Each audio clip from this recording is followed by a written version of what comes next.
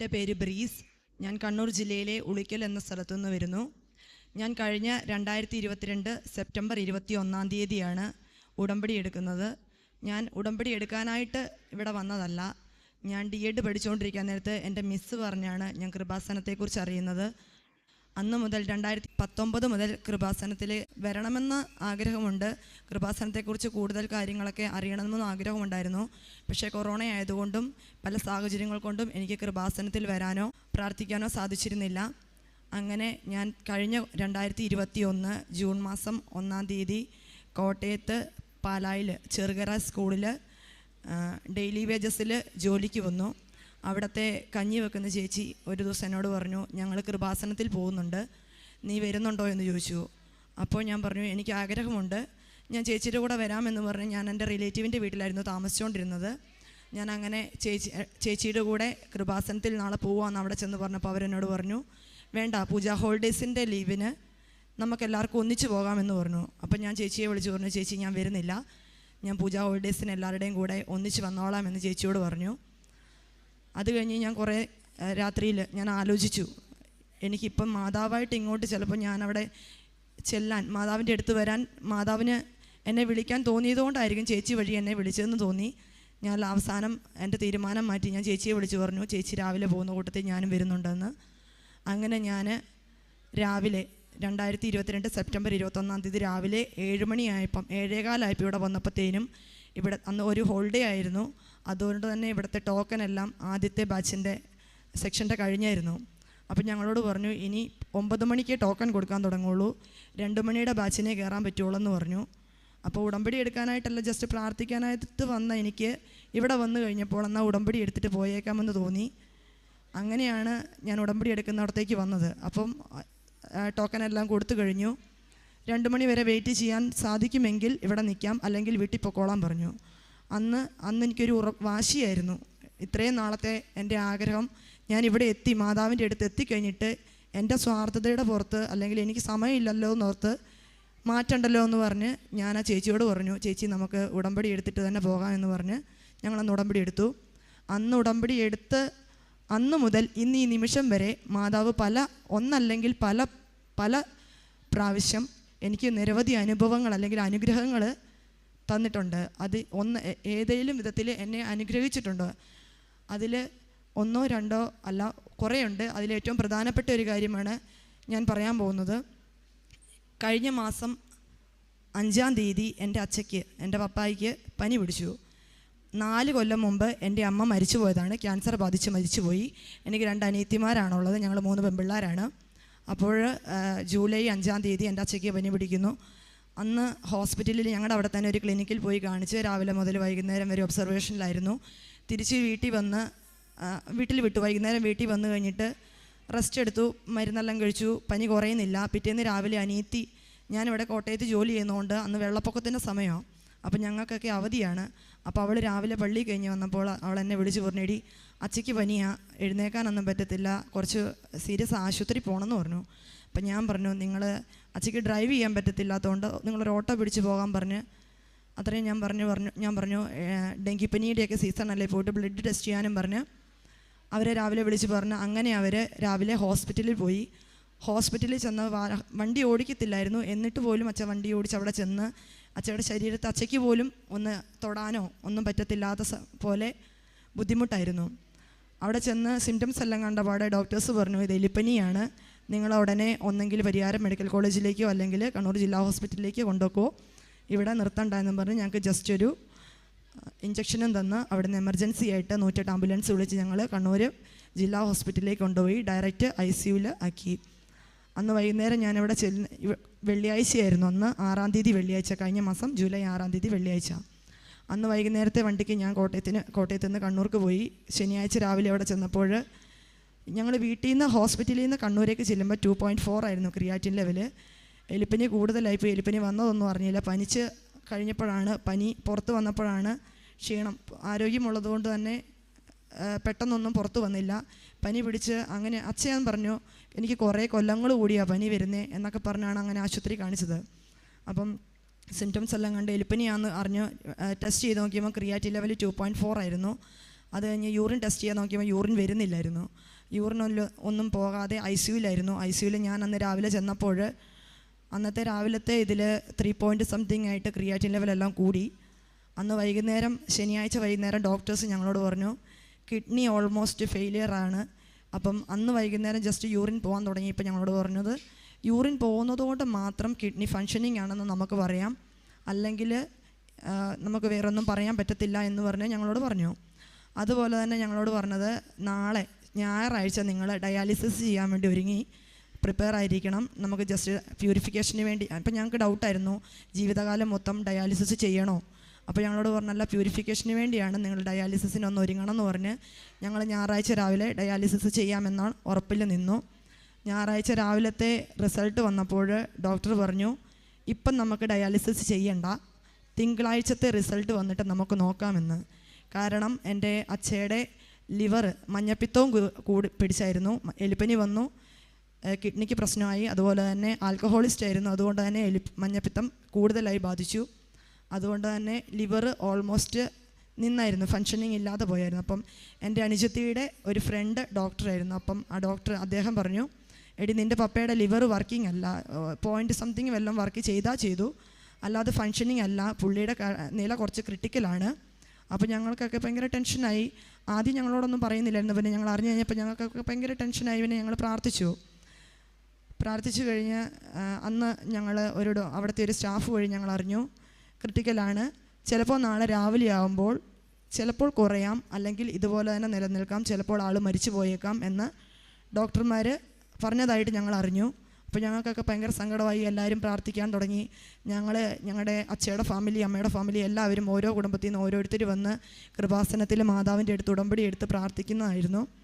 അപ്പോൾ എല്ലാവരും അച്ഛയ്ക്ക് വേണ്ടി പ്രാർത്ഥിക്കാൻ തുടങ്ങി. അതുപോലെ തന്നെ ഞങ്ങൾ എല്ലായിടത്തും പ്രാർത്ഥനാപേക്ഷകളെല്ലാം കൊടുത്തതിൻ്റെ ഫലമായിട്ട് തിങ്കളാഴ്ച രാവിലത്തെ റിസൾട്ട് വന്നപ്പോൾ, അത് മാത്രമല്ല അതിനു മുമ്പായിട്ട് ഞായറാഴ്ച രാത്രി, ഇതിനു മുമ്പ് ICUലായിരിക്കുമ്പോൾ തന്നെ ഞങ്ങൾ ഉടമ്പടി തൈലം അച്ഛയുടെ ശരീരത്ത് മൊത്തം തേക്കുമായിരുന്നു. അച്ഛയും പൂർണ്ണ വിശ്വാസത്തോടെയാണ് ICUയിൽ കടന്നുകൊണ്ടിരുന്നത്, ഒന്നും സംഭവിക്കില്ല എന്നുള്ള വിശ്വാസം അച്ഛയ്ക്കും ഉണ്ടായിരുന്നു. ഉടമ്പടി തൈലം ശരീരത്ത് മൊത്തം ഞങ്ങൾ തേക്കുമായിരുന്നു. അതുപോലെ തന്നെ കഞ്ഞി മാത്രമേ കൊടുക്കാൻ പറ്റുമായിരുന്നുള്ളൂ. അപ്പോൾ ആ കഞ്ഞിയിൽ ഞങ്ങൾ ഇവിടുത്തെ വെഞ്ചിരിച്ച് ഉപ്പ് ഇട്ട് അച്ഛയ്ക്ക് ഭക്ഷണം കൊടുക്കുമായിരുന്നു. അങ്ങനെ 5 ദിവസം ICUയിൽ കടന്നു.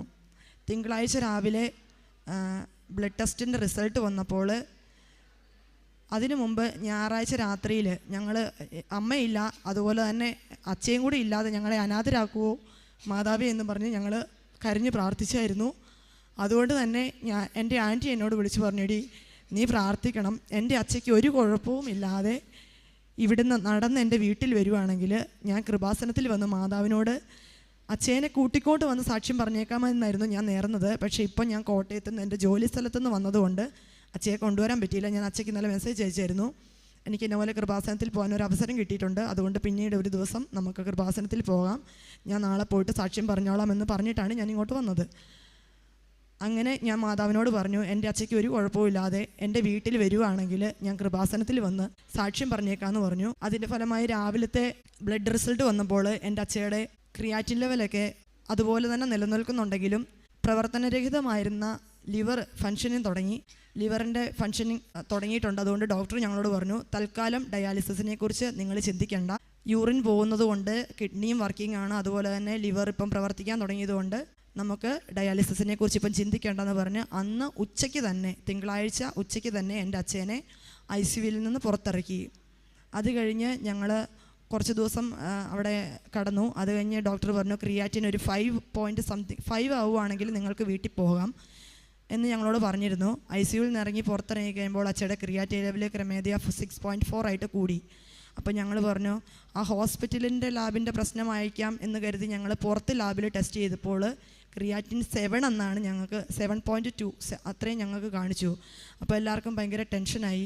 പിന്നെ ഞങ്ങളുടെ തൈലം പുരട്ടുന്നതും ഉപ്പിട്ടുള്ള വെഞ്ചരിച്ച് ഉപ്പ് ഉപയോഗിച്ചുള്ള ഭക്ഷണം കൊടുക്കുന്നതൊന്നും ഞങ്ങൾ നിർത്തിയില്ല, ഞങ്ങൾ കണ്ടിന്യൂ ചെയ്തു. അതിൻ്റെയൊക്കെ ഫലമായിട്ട് ഒരാഴ്ച കഴിഞ്ഞ് ഡിസ്ചാർജായി വീട്ടിൽ ചെന്നു. ഡോക്ടർ ഞങ്ങളോട് പറഞ്ഞു ഒരാഴ്ച കഴിഞ്ഞ് നിങ്ങൾ ടെസ്റ്റിന് വരണം, വീട്ടിൽ നിന്ന് ടെസ്റ്റ് ചെയ്തിട്ട് വേണം വരാമെന്ന്. വീട്ടിൽ നിന്ന് ഞങ്ങൾ ടെസ്റ്റ് ചെയ്തപ്പോൾ അത്രയും സീരിയസ് ആയിട്ടിരുന്ന അച്ഛയുടെ ക്രിയാറ്റിൻ ലെവൽ 1.5 ആയിട്ട് കുറഞ്ഞു. ഈശോയ്ക്കും മാതാവിനും ഒത്തിരിയേറെ നന്ദി. 1.5 ആയിട്ട് കുറഞ്ഞ് ഞങ്ങൾ അവിടെ ചെന്ന് കഴിഞ്ഞപ്പോൾ ഡോക്ടറിനോട് ഞങ്ങൾ ചോദിച്ചു ഇനി എന്താണ് ചെയ്യേണ്ടതെന്ന്. ഡോക്ടർ ചോദിച്ചു കഴിഞ്ഞപ്പോൾ ഡോക്ടർ ഞങ്ങളോട് പറഞ്ഞു, ഇപ്പം വലിയ പ്രശ്നമൊന്നുമില്ലല്ലോ, ഒരു കുഴപ്പമില്ല, ഇവിടെ നിന്ന് പോയതിനെ കഴിഞ്ഞ് മിടുക്കനായിട്ടാണല്ലോ ഇരിക്കുന്നത്, അതുകൊണ്ട് പ്രത്യേകിച്ച് മരുന്നൊന്നും വേണ്ട എന്നാണ് ഞങ്ങളോട് പറഞ്ഞത്.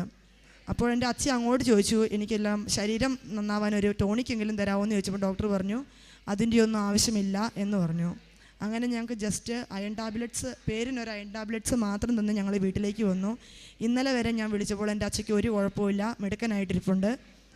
ഈശോയ്ക്കും മാതാവിനും ഞങ്ങളെ അനാഥരാക്കി വിടാതെ ഞങ്ങളെ രക്ഷിച്ച ഞങ്ങളെ 3 പേരെയും അനാഥരാക്കാതിരുന്ന കൃപാസന മാതാവിന് 1000 നന്ദി. അതുപോലെ തന്നെ ഞാൻ 2022 സെപ്റ്റംബർ 21 ഉടമ്പടി എടുക്കാൻ നേരത്ത് എൻ്റെ ഒരു നിയോഗം വെച്ചത് എനിക്കൊരു പെർമനൻറ്റ് ജോലിയായിരുന്നു. എൻ്റെ 3ാമത്തെ നിയോഗമായിരുന്നു എനിക്കൊരു പെർമനൻറ്റ് ജോലി. കാരണം 2019 DED കഴിഞ്ഞ് TTC ആണ് പഠിച്ചത്. അത് കഴിഞ്ഞ് ഡിഗ്രി എടുത്തു. 2019 എൻ്റെ അമ്മ മരിച്ച സമയമാണ്. ആ സമയത്ത് ഞാൻ പഠിച്ചിറങ്ങുന്നത്. അതുകൊണ്ട് തന്നെ അന്ന് ആ കൊല്ലം എനിക്ക് പഠിപ്പിക്കാൻ എവിടെയും കയറാൻ പറ്റിയില്ല. പിന്നെ കൊറോണ വന്നു, എനിക്ക് പഠിപ്പിക്കാനോ പോകാനോ പറ്റിയില്ല.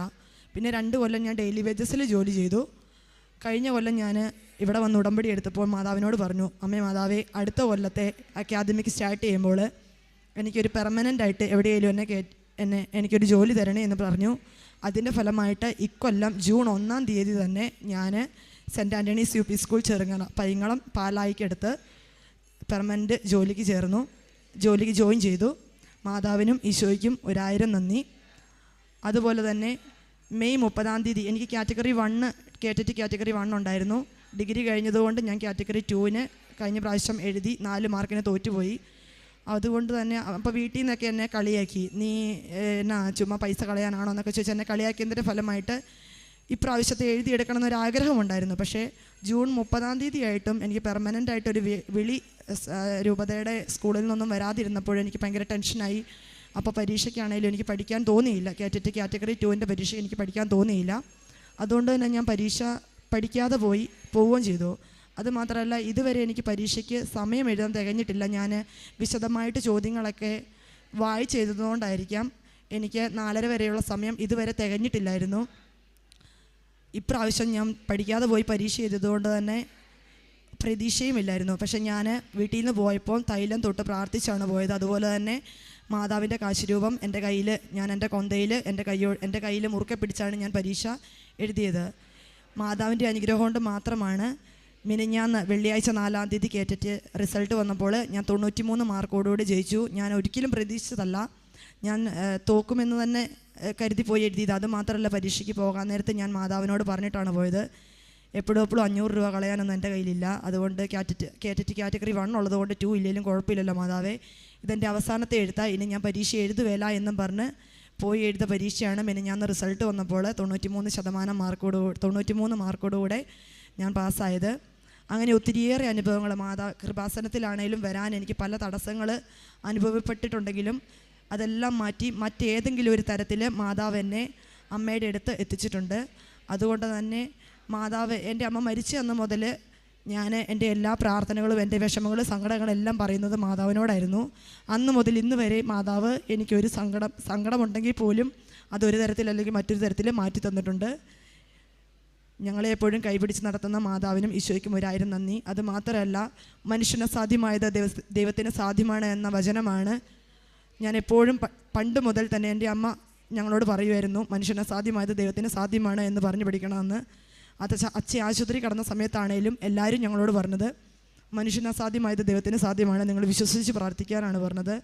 അങ്ങനെ വിശ്വസിച്ച് പ്രാർത്ഥിച്ചതിൻ്റെ ഫലമായി ഇവിടെ വന്ന് കൃപാസനത്തിൽ ഉടമ്പടി എടുത്ത് പ്രാർത്ഥിച്ചതിൻ്റെ ഫലമായി ഞങ്ങളുടെ കുടുംബത്തിന് തന്ന അനുഗ്രഹങ്ങൾക്കും എൻ്റെ അച്ഛയുടെ രോഗസൗഖ്യത്തിനും അതുപോലെ തന്നെ എൻ്റെ പരീക്ഷാ വിജയത്തിനും ഒരുപാട് നന്ദി. മാതാവിനും ഈശോയ്ക്കും ഒത്തിരിയേറെ നന്ദി. എൻ്റെ ദൂതൻ നിങ്ങളുടെ കൂടെയുണ്ട്, അവൻ നിങ്ങളുടെ ജീവൻ കാത്തു സൂക്ഷിക്കുന്നു. ബാറൂക്കിൻ്റെ പുസ്തകം 6-ാം അധ്യായം 7-ാം തിരുവചനമാണ്. മരണത്തെ മുന്നിൽ കണ്ട് എലിപ്പനിയും അതുപോലെ മഞ്ഞപ്പിത്തവും ഒക്കെ ബാധിച്ചു കിടന്ന തൻ്റെ പപ്പയുടെ പൂർണ്ണമായ രോഗസൗഖ്യം, ലിവർ പൂർണ്ണമായും ഫംഗ്ഷൻ നടത്തുന്നില്ല, അതുപോലെ തന്നെ കിഡ്നിയെയും ബാധിച്ചിട്ടുണ്ട്, അതുകൊണ്ട് ഒരു ഡയാലിസിസ് തന്നെ ചെയ്താലോ, അങ്ങനെയുള്ള ഒരു ചിന്തയിൽ നിൽക്കുമ്പോൾ എങ്ങനെയാണ് ആ ഒരു രാത്രിയിൽ ആ എല്ലാ കാര്യങ്ങളും തമ്പുരാൻ്റെ കൈകളിൽ പിന്നീട് ഭദ്രമാവുന്നത് എന്നുള്ളതാണ് നാം കേട്ടത്. ഇവിടെ ഈ മകൾ പറയുന്നുണ്ട്, തൻ്റെ ആൻറ്റി പറഞ്ഞിട്ട് ഈ മകൾ അമ്മയോട് പറയുന്നുണ്ട്, ഞാൻ ഇവിടെ വന്ന് സാക്ഷ്യം പറഞ്ഞു കൊള്ളാമെന്ന്. അങ്ങനെ പറഞ്ഞ അതേ നിമിഷത്തിൽ പരിശുദ്ധ അമ്മ പിന്നീട് എല്ലാ കാര്യങ്ങളും ഏറ്റെടുക്കുന്നതായിട്ടാണ് നമുക്ക് മനസ്സിലാവുക. ഉടമ്പടി തൈലം പൂശി പ്രാർത്ഥിക്കുമ്പോൾ എങ്ങനെയാണ് അതുവരെയും ഫംഗ്ഷൻ അല്ലാതിരുന്ന ലിവർ ഫംഗ്ഷൻ ആകുന്നു, ക്രിയാറ്റിൻ ലെവലൊക്കെ പിന്നീട് എങ്ങനെ കുറഞ്ഞു വരുന്നു. അങ്ങനെ 5 ദിവസം ICUവിലായിരുന്ന ആ മകൻ പിന്നീട് റൂമിലേക്ക് ഷിഫ്റ്റ് ആവുകയും അതുപോലെ ഹോസ്പിറ്റലിൽ നിന്ന് തന്നെ പിന്നീട് കുറച്ച് ദിവസങ്ങൾക്ക് ശേഷം ഡിസ്ചാർജ് ആകുവാനും ഒരു മരുന്നും, അതായത് ഒരു ഫോളോ അപ്പ് ഇപ്പോഴില്ല, ഒരു മരുന്ന് ആ മകൻ എടുക്കുന്നില്ല എന്നാണ് നാം കേട്ടത്. അയൺ ടാബ്ലറ്റ് മാത്രമാണ് ഇപ്പോഴുള്ളത്. ഒരു ടോണിക്കെങ്കിലും കിട്ടുമോ എന്ന് ചോദിച്ചപ്പോൾ ഡോക്ടർ അതിൻ്റെ പോലും ആവശ്യമില്ല എന്നാണ് പറഞ്ഞതെന്ന് നാം കേട്ടു. അങ്ങനെ തൻ്റെ ദൂതനെ അയച്ച് എങ്ങനെയാണ് തമ്പുരാൻ നമ്മുടെ ജീവൻ കാത്തു സൂക്ഷിക്കുന്നത്, എങ്ങനെ പരിശുദ്ധ അമ്മ നമുക്ക് കരുതലും കാവലുമാകുന്നു എന്നുള്ളതാണ് അനുഭവ സാക്ഷി നമ്മോട് പറയുക. അതുപോലെ തന്നെ തൻ്റെ കേറ്ററ്റ് കാറ്റഗറി 2 എക്സാം, അത് ഈ മകൾ ആദ്യം ഒരു 4 മാർക്കിനാണ് ഫെയിൽ ആകുന്നതെന്നാണ് സിസ്റ്ററിനോട് പറഞ്ഞത്. പിന്നീട് എങ്ങനെ അതും പാസ്സാകുന്നു. അങ്ങനെ ഒരു പെർമനൻറ്റ് ജോലി, സ്ഥിരമായ ഒരു വരുമാനം, അത് ഈ മകളുടെ ഒരു ആഗ്രഹമായിരുന്നു. ഡെയിലി വേജസിനാണ് TTC കഴിഞ്ഞിട്ട് ഈ മകളെ 2 വർഷമായിട്ട് പഠിപ്പിച്ചുകൊണ്ടിരുന്നത്. എന്നാൽ അവിടെ നിന്നൊക്കെ എങ്ങനെയാണ് തമ്പുരാൻ ഈ മകളെ ഉയർത്തിയത്, അതായത് ഇവിടെ വന്ന് ഉടമ്പടി എടുത്തതിന് ശേഷം തൻ്റെ ജീവിതത്തിലേക്ക് കിട്ടിയിരിക്കുന്ന കൃപകൾ, തൻ്റെ കുടുംബത്തെ അമ്മ എങ്ങനെ പൊതിഞ്ഞ് സംരക്ഷിക്കുന്നു, തനിക്ക് അമ്മയായി സ്വർഗ്ഗത്തിലും ഭൂമിയിലും അമ്മയായി പരിശുദ്ധ അമ്മ എങ്ങനെ നിലകൊള്ളുന്നു, ഇതൊക്കെയാണ് നാം കേട്ടത്. നമ്മുടെ ജീവിതത്തിലും ഉടമ്പടി എടുത്ത് ഉടമ്പടി ജീവിതത്തോട് വിശ്വസ്തരും സത്യസന്ധരുമായി നാം ഉടമ്പടി പാലിച്ച് ഇവിടെ വന്ന് സാക്ഷ്യം പറയുന്ന വ്യക്തികളാകാമെന്ന് നമുക്കൊരിക്കൽ കൂടി ഈശോയോട് വാക്ക് കൊടുക്കാം. അങ്ങനെ കരങ്ങളടിച്ച് ദൈവത്തെ നമുക്ക് മഹത്വപ്പെടുത്താം. ഈശോയ്ക്കും അമ്മയ്ക്ക് നന്ദി പറയാം. യേശുവേ നന്ദി, യേശുവേ സ്തുതി, യേശുവേ ആരാധന.